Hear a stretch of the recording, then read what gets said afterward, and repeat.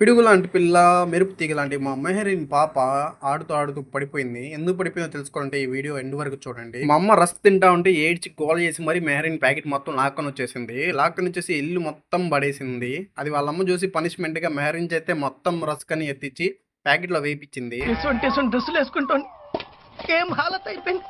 Rusk అన్ని తీసి ఏసిన తర్వాత వెరీ గుడ్ అని చెప్పేసి మేమంతా క్లాప్స్ కొట్టాము. మాతో పాటు మెహరీన్ కూడా క్లాప్స్ కొట్టింది. మా ఇంట్లో మోనార్ కంటే మెహరీనే. తనతో పాటు నేను ఆడలేదని చెప్పి చూడండి నన్ను కొడుతూ ఉంది. సరే ఆడిపిద్దామని తన చేతిలో ఉన్న టాయ్స్ రాక్కొని నేనైతే మ్యూజిక్ అయితే ఏసాను. మ్యూజిక్ వినే వల్ల అయితే మెహరీన్ డాన్స్ ఏసింది.